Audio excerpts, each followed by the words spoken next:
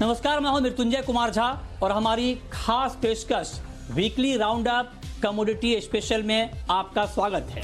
इस खास शो के जरिए हम आपको बताएंगे कि ये हफ्ता कमोडिटी मार्केट के लिए कैसा रहा है, कहां पर तेजी रही है, कहां पर मंदी रही है और साथ ही अगला हफ्ता कमोडिटी मार्केट के लिए कैसा रहने वाला है, कहां पर आपको कमाई के मौके मिलेंगे। अगले हफ्ते सोना बेहतर रहेगा या चांदी, क्रूड में ट्रेड करना कितना सेफ रहेगा, मेटल एग्री की टॉप पिक क्या होगी, इन तमाम मुद्दों पर हम बातचीत करेंगे। और आज इस खास शो में हमारे साथ 3 खास मेहमान जुड़े हैं। हमारे साथ हैं अनुज गुप्ता एंजल कमोडिटी के, हमारे साथ बीरेन वकील हैं पैराडाइम कमोडिटी के अहमदाबाद से, और साथ ही जतिन त्रिवेदी हैं एलकेपी सिक्योरिटीज के।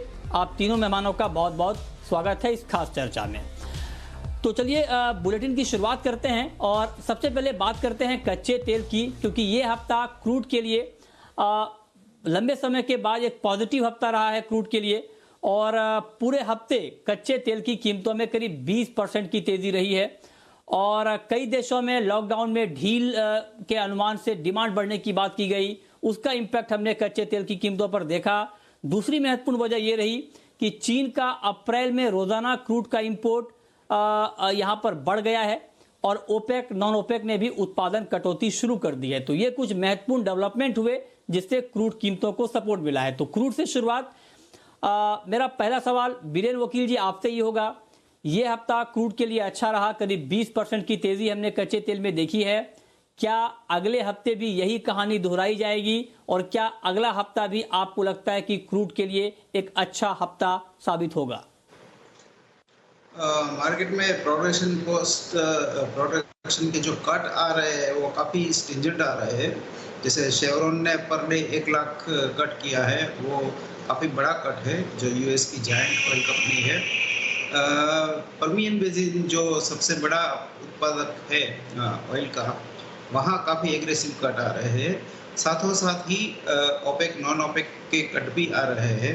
तो सप्लाई में कटौती काफ़ी एग्रेसिव हो रही है। और अगर यूएस रीओपन हो जाता है, पार्टली रीओपन तो हो चुका है मंडे से, बट कुछ स्टेट्स और भी रीओपन करेंगे, तो ऐसा लग रहा है कि थोड़ी डिमांड में भी थोड़ी रिकवरी आएगी। अच्छा, तो आपको लगता है कि थोड़ी डिमांड में भी रिकवरी आ सकती है, ठीक है। तो आपको लगता है कि डिमांड थोड़ी बढ़ेगी। पहले हम अलग अलग बात करेंगे। पहले हम बात करेंगे फंडामेंटल की, और फंडामेंटल पर जब बात हो जाएगी तब हम ये जानने की कोशिश करेंगे कि आपको ट्रेड अगले हफ्ते कैसे इनिशिएट करना है, किस लेवल पे करना है, क्या टारगेट होगा, कहां स्टॉप लॉस लगाना होगा, ठीक है। तो अभी बीरेन जी ने कहा कि एक डिमांड में रिकवरी हम अगले हफ्ते भी देखेंगे। अनुज जी, आप एग्री करते हैं बीरेन जी से और आपको लगता है कि फंडामेंटली क्रूड का मार्केट अगले हफ्ते ठीक रहेगा? मृत्युंजय जी, गुड इवनिंग। देखिए, सबसे पहले तो आपको बहुत बहुत बधाई कि आपका मार्केट शेयर ऊपर आया है और आशा करते हैं कि ऐसे ही आपका जो मार्केट शेयर है वो बढ़ता रहे। बहुत बहुत तो शुक्रिया ये भी अनुज जी। बहुत बड़ी न्यूज़ है सर, ये भी काफ़ी बड़ा इवेंट है ये भी। तो देखिए, आपने जो कवरेज किया है उसकी वजह से काफ़ी अच्छा आपका मार्केट सपोर्ट शेयर है रहा है। और दर्शकों का प्यार है। जी जी जी।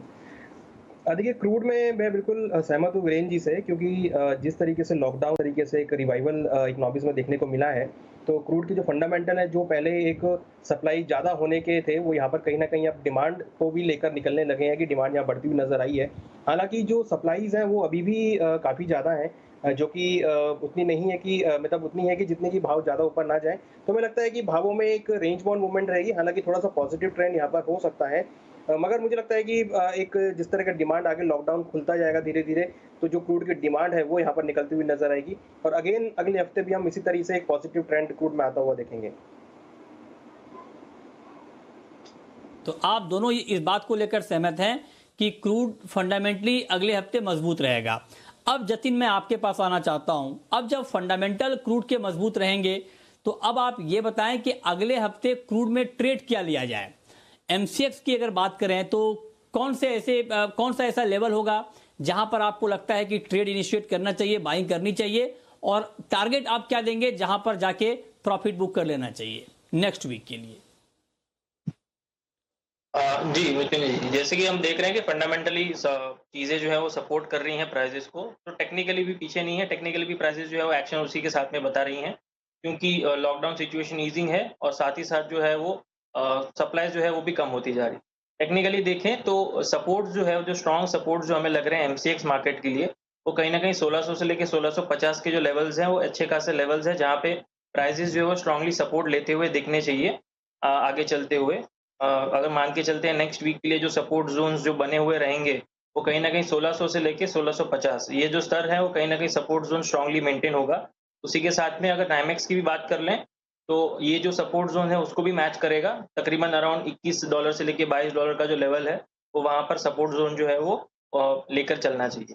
तो रेजिस्टेंस जो है, जिस तरह से हम बात कर रहे हैं कि मुनाफ़ा वसूली कहाँ करनी चाहिए, अगर बाय साइड में ट्रेड लेते हैं, तो ऊपर में प्रॉफिट बुकिंग कहाँ करनी चाहिए? तो प्रॉफिट बुकिंग के लिए जो ज़ोन्स हैं, जो रेजिस्टेंस हम मार्क करके चल रहे हैं, वो हमारे लिए है 2000 से लेके 2100 ये जो ज़ोन है पूरा एक रेजिस्टेंस ज़ोन रहेगा आगे चलते हुए। यहाँ से प्राइसेज़ जो है वो और आगे बढ़े उसके लिए डब्ल्यूटीआई क्रूड जो है, वो कहीं न कहीं $26 से लेके $27 के ऊपर ट्रेड करना शुरू करेगा। तभी एमसीएक्स पर $22 के ऊपर 2200 के ऊपर रेट देखने शुरू मिलेंगे।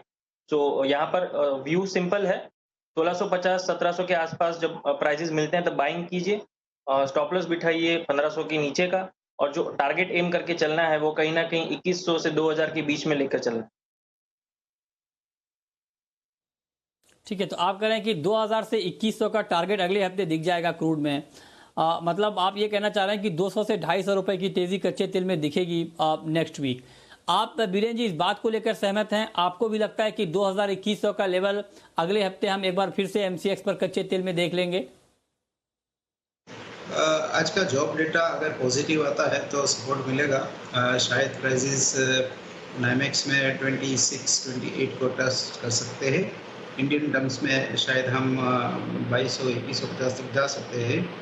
अगर डेटा कमज़ोर रहा, वैसे डेटा थोड़ा तो उम्मीद से बेटर तो आएगा ही, बट फिर भी ओवरऑल काफ़ी कमज़ोर रहेगा, तो उसके बाद ही क्लैरिटी आएगी। बट ब्रॉडली स्पीकिंग मुझे जो रेंज लग रही है वो 1600 से 2200 की लग रही है इंडियन टर्म्स में।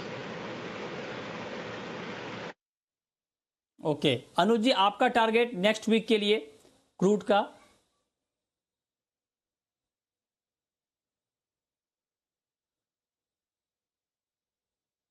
अच्छा, ठीक है, चलिए अनुज जी से लगता है हमारा संपर्क अभी नहीं हो रहा है। अब बात करते हैं गोल्ड की। और गोल्ड की अगर बात करें तो हालांकि पूरे हफ्ते गोल्ड में बहुत रोज के हिसाब से बहुत तेजी हमने नहीं देखी, लेकिन कल अचानक गोल्ड में एक्शन आया गुरुवार को, और गुरुवार को गोल्ड के दाम 800 रुपए तक बढ़ गए एमसीएक्स पर, और अंतर्राष्ट्रीय बाजार में करीब 35% का उछाल हमने गुरुवार को गोल्ड की कीमतों में देखा है, और 46,000 के ऊपर मार्केट पहुंच चुका है।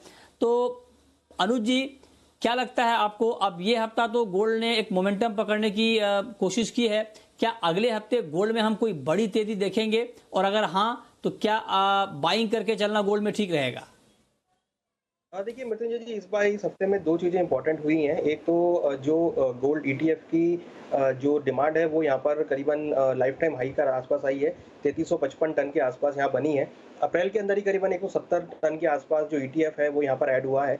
दूसरी तरफ अगर देखें तो जो डॉविस डेटा यूएस से निकल कर आया है वो यहाँ पर सपोर्टिव रहा है। और अगर हम देखें तो हमने देखा है कि 1680 के आसपास से गोल्ड बाउंस बैक भी हुआ है टेक्निकली, तो कहीं ना कहीं $1720 के आसपास चल रहा है। तो जो एक रैली अभी इस हफ्ते पकड़ी है, हमें लगता है कि ये आगे भी जारी रहेगी, और हो सकता है कि अगले हफ्ते में भी एक अपसाइड मोमेंटम गोल्ड में देखने को मिले। एक्सपेक्टेड है कि $1740-1750 तक के लेवल नेक्स्ट वीक में गोल्ड में आ सकते हैं, और डोमेस्टिक अगर देखें तो 46,800-47,000 तक के लेवल गोल्ड में देखे जा सकते हैं। तो ये जो रैली इस हफ्ते बनी है और जो पिछले 2 दिनों में एक रैली बनकर आई है, तो मुझे लगता है कि ये भी अगले वीक में कंटिन्यू रहेगी। तो गोल्ड का जो ट्रेंड इस हफ्ते बना है वो अगले हफ्ते भी इसी फॉर्म में आगे बढ़ता हुआ दिखाई देगा। ओके, तो आपको लगता है कि अगले हफ्ते भी गोल्ड में तेजी रहेगी। जतिन, अब मेरा आपसे सवाल ये होगा कि अगले हफ्ते के लिए एक परफेक्ट कॉल गोल्ड की क्या हो सकती है? किस लेवल पर बाइंग शुरू करें, क्या टारगेट रखें, क्या स्टॉप लॉस लगाएं नेक्स्ट वीक के लिए? मित्तल जी, मैं अनुमान ये लगा रहा हूँ कि गोल्ड के प्राइसेस के अंदर रैली जो है वो डेफिनेटली ऑन है और बाइंग ही करनी चाहिए, लेकिन मैं एक्सपेक्ट कर रहा हूँ कि एक पहले ड्रॉप आना चाहिए प्राइसेस के अंदर, उसके बाद ही जो वापस से जो एक स्ट्रॉन्ग बाइंग है वो आनी चाहिए। तो एमसीएक्स पर अगर हम बात कर लें, एक स्ट्रॉन्ग लेवल जो मुझे लग रहा है जो इंटैक्ट है, जो ट्रेडिंग पर्सपेक्टिव से नहीं लग रहा है कि बहुत जल्दी टूटेगा, वो कहीं न कहीं 44,800 है। तो उसके पहले अगर अच्छी लेवल बाइंग करनी है ट्रेडिंग पर्सपेक्टिव से, तो 45,500 से लेके 45,400 ये जो लेवल है वो काफ़ी हद तक अच्छा है। ये वीक में ये लेवल ने उसने नीचे ब्रेक नहीं किया है। तो एक्सपेक्टेड यही है कि 45,400 टू 45,500 ये लेवल्स के आसपास अगर प्राइसेस मिलते हैं तो वहाँ पर डेफिनिटली बाइंग करके चलनी चाहिए। 44,800 के नीचे प्राइसेस जाएँगे। उसी के सामने कॉमेक्स में भी अगर उसका सपोर्ट जो है वो स्ट्रांगली मेंटेन्ड होगा 1680 के आसपास का। और अपसाइड जो पोटेंशियल टारगेट्स हैं वो कहीं न कहीं 46,800 से लेके 46,900 के लेकर चल सकते हैं। ओके, ठीक है। बीरेन जी, आप क्या मानते हैं गोल्ड को लेकर? क्या आपको भी लगता है कि गोल्ड में एकदम ट्रेड करना बिल्कुल सेफ है, अभी कोई जोखिम नहीं है, बहुत ज्यादा गिरावट की आशंका नहीं है, फंडामेंटली गोल्ड का मार्केट बहुत बहुत स्ट्रांग है? आप क्या मानते हैं? स्ट्रॉन्ग है। जो फर्स्ट बुल रन आया जिसमें 1300 से 1700 डॉलर तक प्राइस गए और करीबन जो 6 महीना चला, उसको मैं बचपन मानता हूँ। अब जो आया है वो जवानी का तबक्का है, तो तेजी में और थोड़ा जोश आएगा। मोमेंटम थोड़ी स्लो रहेगी। मैं इसको मैच्योर बुल मार्केट बोलता हूँ।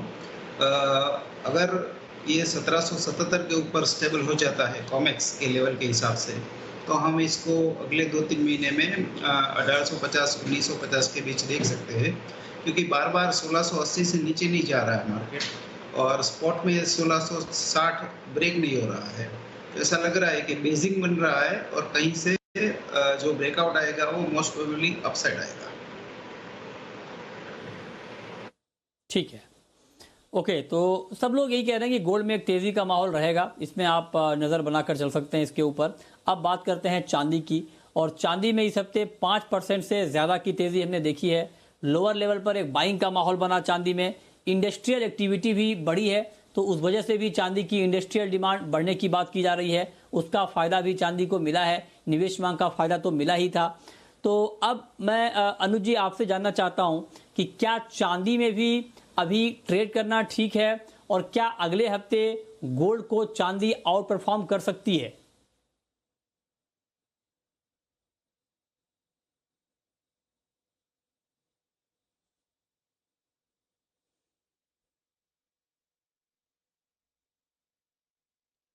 ओके, जतिन आपका क्या मानना है, नेक्स्ट वीक चांदी की चाल कैसी रह सकती है?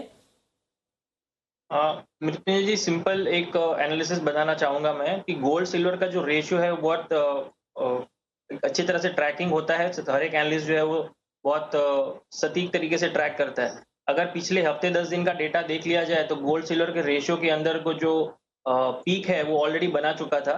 उसके बाद उसके अंदर रिट्रेसमेंट ट्रेंड चालू है, जहाँ पर गोल्ड जो है वो कहीं न कहीं प्राइसेज़ को लेकर स्टेबल दिख रहा है आगे चलते हुए, और चांदी जो है वो उसके अंदर थोड़ी बहुत आउट परफॉर्मेंस दिखाती हुई देनी चाहिए। हम्म। क्योंकि ये पीक जो है वो रेशियो ऑलरेडी बना चुका है, और उसके साथ में थोड़े बहुत फंडामेंटली जो सपोर्ट जो है वो है कहीं न कहीं बेस मेटल जो है वो एक रिबाउंड ट्रेंड थोड़ा बहुत चालू हुआ है उसके अंदर, प्लस लॉकडाउन सिचुएशंस ओपन हो रही हैं। तो ट्रेंड जो है वो सिल्वर की तरफ थोड़ा ज़्यादा सा मजबूत लग रहा है गोल्ड के कंपैरेटिव में। मैं ये नहीं कह रहा हूँ कि गोल्ड का ट्रेंड पॉजिटिव नहीं है, लेकिन सिल्वर थोड़ा आउट परफॉर्मेंस ज़रूर दिखा सकता है नेक्स्ट वीक में। अपसाइड लेवल जो पोटेंशियली मुझे लग रहे हैं वो एक स्ट्रॉन्ग ब्रेकआउट जो अच्छा। ऑलरेडी दे चुका है कल के दिन में 43,000 के ऊपर। अब सीधा जो नेक्स्ट हर्डल है उसका जो रेजिस्टेंस पॉइंट है वो कहीं न कहीं 45,000 से लेके 45,500 के आसपास है। उसके पीछे मुझे तो नहीं लगता है कि कोई रुकावट आएगी। डेफिनिटली बाय पोजीशन जो है वो चांदी के अंदर फेवरेबल लग रही है। ओके, तो आपको लगता है कि चांदी गोल्ड को आउट परफॉर्म कर सकती है नेक्स्ट वीक? अनुज जी, आप इससे एग्री करते हैं, और अगर हाँ तो चांदी का प्राइस अगले हफ्ते आप क्या देख रहे हैं? बिल्कुल मृत्युंजय जी, जिस तरीके का इस हफ्ते एक बाउंस बैक हुआ है, ऑलमोस्ट गोल्ड को भी बीट किया है, 5% के आसपास का मार्केट ऊपर उछला है, और 43,000 के ऊपर अब चांदी ट्रेड करने में कामयाब रहा है, और 15.20 के ऊपर मार्केट चला है। तो कहीं ना कहीं अब जो सपोर्ट है मार्केट ने लिया है, तो मुझे लगता है कि नेक्स्ट वीक में भी एक अपसाइड मोमेंटम चांदी में देखने को मिल सकता है। नेक्स्ट वीक के लिए जो हम टारगेट देख रहे हैं, करीबन 44,500 से लेकर 45,000 तक का लेवल यहाँ देख सकते हैं, और इंटरनेशनल मार्केट।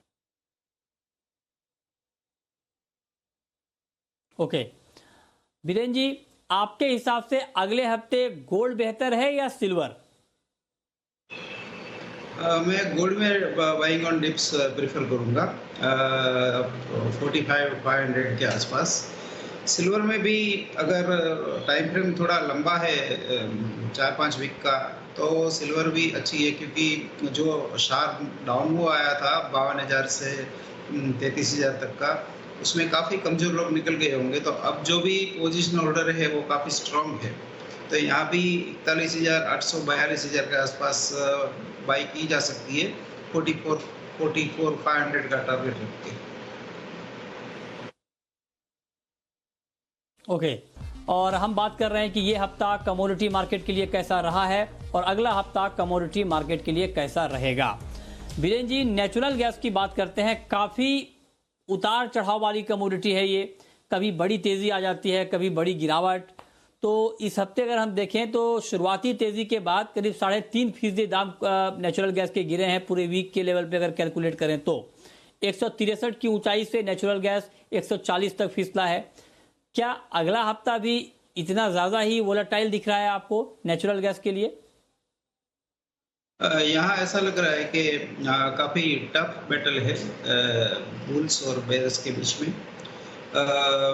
बुल्स को डिमांड रिकवरी और आगे प्रोडक्शन की कटौती नज़र आ रही है, क्योंकि ऑयल के साथ साथ गैस का प्रोडक्शन भी कट बैक होगा, क्योंकि एक ही कुएं में से निकलते हैं दोनों। तो दूसरा ये है कि बहुत सालों के बाद शायद ये हरिकेन सीजन इस बार थोड़ा ज़्यादा एक्टिव होगा, मीन्स हरिकेन थोड़े ज़्यादा आएंगे। तो उस लेवल से जो डिमांड देखते हैं वो बुल है, और जिनको ये कोरोना रिसेशन दिखता है वो लोग बेरिश है। इसके हिसाब से ये फाइट चल रही है। मैं ओवरऑल ऐसा मानता हूँ कि ये सेल साइड का पल्ला थोड़ा भारी रहेगा इसमें, क्योंकि इसकी कैरी कॉस्ट बहुत ज़्यादा है, $17 का है।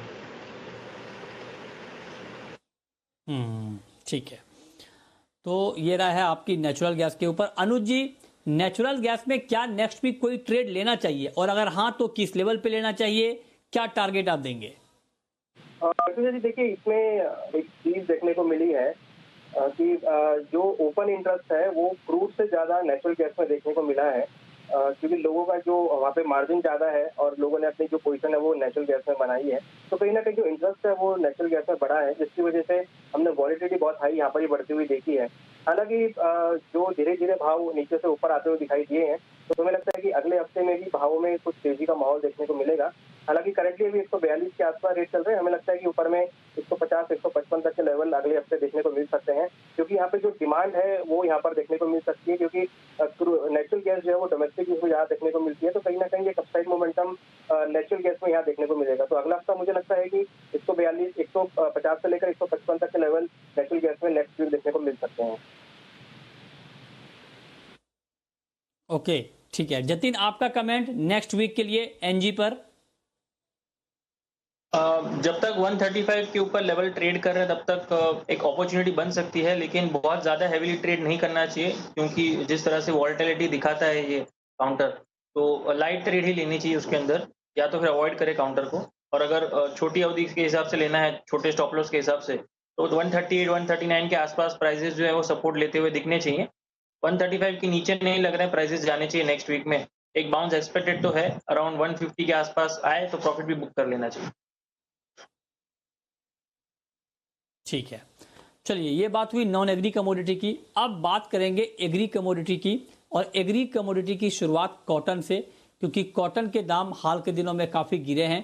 23,000 से गिरकर MCX पर भाव 15,000 रुपये तक फिसल गया है, और कॉटन कॉरपोरेशन ऑफ इंडिया ने कॉटन पर 5,000 का डिस्काउंट भी दिया है, और हाजिर भाव 45,000 से गिरकर 30,000 पर कैंडी पहुंच चुका है। 356 kg का होता है एक कैंडी। तो बीरेन जी, कॉटन को आप बहुत क्लोजली ट्रैक करते हैं, सप्लाई को लेकर कोई दिक्कत नहीं है कॉटन में, तो क्या अगले हफ्ते भी कोई तेजी की उम्मीद कॉटन में ना की जाए? अब थोड़ा यहाँ थोड़ा बार्गेन हंटिंग आया है, जैसे कि जो फेमस लॉ है इकोनॉमिक्स का, supply creates its own demand, J B Say साहब ने कहा था। तो मर्चेंट्स एमएनसी कंपनीज यहाँ 30,000 के आसपास एक्टिव हुई है और करंट लेवल से एक्सचेंज रेट भी फेवरेबल है, तो इंडियन कॉटन वर्ल्ड में सबसे सस्ता हो गया है। तो एक्टिव एक्सपोर्ट्स के काम चाइना के लिए काफ़ी हुए हैं और जो मिडिल ग्रेड जिसको बोलते हैं उसमें भी काफ़ी एक काम हुए हैं। तो फिलहाल 15,200 का MCX में सपोर्ट बनेगा और 16,200 के आसपास रेजिस्टेंस बनेगा। फिर भी मैं हल्का सा शॉर्ट साइड जाऊंगा 16,200 के आसपास MCX में कॉन्ट्रैक्ट में 16,500 का स्टॉप लॉस रहेगा और 15,400 के आसपास का टारगेट। ओके, तो ये कॉटन पर एक मुकम्मल राय आपके लिए कि आपको अभी कॉटन में करना क्या है, इस पर आप नज़र बनाकर चल सकते हैं। आगे बढ़ते हैं, अब बात करते हैं एडिबल ऑयल सेगमेंट की, ऑयल कॉम्प्लेक्स की। और तेल और तिलहन वायदा की बात करें तो यहाँ पर गिरावट हमने देखी है। महीने भर में क्रूड पाम तेल का भाव 13% और इस हफ्ते 2.5% लुढ़का है। सोया तेल हफ्ते भर में 2% और महीने भर में 6% टूटा है। हालांकि हफ्ते के आखिरी कारोबारी दिन कुछ रिकवरी हमने देखी है, अच्छी बाइंग यहाँ पर लौटती हुई दिखी है और अब ये कहा जा रहा है कि धीरे धीरे डिमांड भी जनरेट होगी। तो अनुज जी, पूरे ऑयल कॉम्प्लेक्स के ऊपर क्या व्यू है नेक्स्ट वीक के लिए, सोया तेल, सरसों, सोयाबीन के लिए? देखिए, एडिबल ऑयल पैक में हमने लोअर लेवल से रिकवरी देखी है। हालांकि सोयाबीन ने परफॉर्म किया है, साथ में आरएम शीट ने सरसों के अंदर भी हमने तेजी आते हुए देखी है और रिफाइंड भी लोअर लेवल से रिकवर हुआ है। तो कहीं ना कहीं लॉकडाउन खत्म होने की वजह से, जो लॉकडाउन में रिलैक्सेशन मिलने की वजह से जो डिमांड है वो यहाँ देखने को मिली है। मिलिंग कुछ स्टार्ट हुई है जिसकी वजह से यहाँ पर खरीदारी लौटती हुई दिखी है। हमें लगता है कि नेक्स्ट वीक में भी तीनों ही कमोडिटी आउट परफॉर्म करेंगी। अगर हम लेवल वाइज देखें तो सोयाबीन हमें लगता है कि 3900 से लेकर 3950 तक का लेवल दिखा सकता है और रिफाइंड के अंदर हमें लगता है कि 790-800 रुपए तक के लेवल रिफाइंड में आ सकते हैं। और अगर आरएम शीट की बात करते हैं, यहाँ पर भी 4200 रुपए तक के लेवल देखने को मिलेंगे। तो एडिबल ऑयल मुझे लगता है कि डिमांड के हिसाब से और लॉकडाउन में रिलैक्सेशन मिलने की वजह से एक अच्छा परफॉर्मेंस देखने को मिलेगा। तो हमें लगता है कि एडिबल ऑयल भी अगले हफ्ते एक अच्छा परफॉर्मेंस दिखा सकता है। जिगर, जतिन, आपकी पसंदीदा कमोडिटी पूरे ऑयल कॉम्प्लेक्स में नेक्स्ट वीक के लिए क्या होगी? मित्र जी, जैसे हम लोग सिर्फ MCX को ही ट्रैक करते हैं, एग्री नॉन एग्री दोनों के लिए, तो CPO जो है वो हम लोग की ट्रैक लिस्ट में रहता है। ठीक है, 570 to 570 के लेवल जो है वो स्ट्रांगली हमें लग रहा है कि आने वाले दिनों के लिए सपोर्ट जो प्ले करते रहने चाहिए। अपसाइड पोटेंशियल जो है कहीं ना कहीं 630 से 640 का रखता है CPO। बीरेन जी, आपका क्या व्यू है खास करके सोयाबीन के ऊपर? यहाँ पर एक बार फिर से बाइंग मोमेंटम लौटता हुआ दिख रहा है गिरावट के बाद। क्या ये लंबे समय तक चलेगा? क्योंकि अमेरिका चीन के बीच ट्रेड डील को लेकर भी बात आगे बढ़ रही है, डिमांड फ्रंट पर भी कुछ अच्छी खबरें आ रही हैं, तो क्या सेंटीमेंट आप आगे देख रहे हैं? सोयाबीन में इन्वेंट्री टाइट है और इन्वर्टेड जो कर्व है वो देखते हुए मैं फार एंड कॉन्ट्रैक्ट यानी जुलाई सोयाबीन में बाइंग प्रेफर करूंगा। करंट लेवल से मुझे यहाँ 100-120 रुपए की तेजी लग रही है। ओवरऑल ये काउंटर पूरे ऑयल सीड कॉम्प्लेक्स में सबसे ज्यादा मजबूत सोयाबीन लग रहा है। अच्छा, और मस्टर्ड पर क्या आउटलुक है आपका, सरसों के ऊपर? मस्टर्ड में अभी क्रशिंग मार्जिन तो अच्छे है क्योंकि इंपोर्टेड ऑयल नहीं आ रहा है, तो मस्टर्ड और सोयाबीन दोनों के क्रशिंग मार्जिन काफ़ी अच्छे हैं। बट मेरी पहली बेट सोयाबीन पे रहेगी बाय साइड में, मस्टर्ड सेकंड प्रायोरिटी है। ठीक है। अब अनुज जी, अगर सोया ऑयल, अगर ऑयल की ही हम बात करें, सोया ऑयल हो चाहे वो CPO हो, इन दो कमोडिटी की ऑयल में ठीक ठाक ट्रेडिंग होती है एक्सचेंज के ऊपर, तो नेक्स्ट वीक में ऑयल में सोया तेल बेहतर है या क्रूड पाम तेल? देखिए, मुझे लगता है कि सोया तेल थोड़ा सा बेहतर रहेगा क्योंकि डोमेस्टिक डिमांड भी यहाँ पर देखने को मिली है। क्योंकि भारत में जिस तरीके से लॉकडाउन कुछ रिलैक्सेशन में हुआ है, तो यहाँ पे डिमांड देखने को मिल सकती है और जिस तरीके से कुछ फैक्ट्रियाँ स्टार्ट हुई हैं, मिलिंग स्टार्ट हुई है, तो रिफाइंड की जो डिमांड है यहाँ पर वो बढ़ सकती है। तो मुझे लगता है कि रिफाइंड सोया एक अच्छा आउट परफॉर्म कर सकता है। ऊपर अभी जो करंटली रेट है करीबन 776 के आसपास मे कॉन्ट्रैक्ट चल रहा है NCDX, हमें लगता है कि ऊपर में 790-795 तक, 800 तक के लेवल यहाँ देखने को मिल सकते हैं। तो यहाँ पर भी जो रिकवरी मिली है, मुझे लगता है कि ये आगे जारी रहेगी और आगे भी भाव करीबन 20 से 25 रुपए आगे तेज हो सकते हैं। ठीक है। चलिए, बहुत शुक्रिया अनुज गुप्ता जी आपका, बीरेन वकील जी आपका और जतिन त्रिवेदी जी आपका हमारे साथ इस खास शो में जुड़ने के लिए, बताने के लिए कि अगला हफ्ता कमोडिटी मार्केट के लिए कैसा रहने वाला है। तो फिलहाल इस खास शो में इतना ही।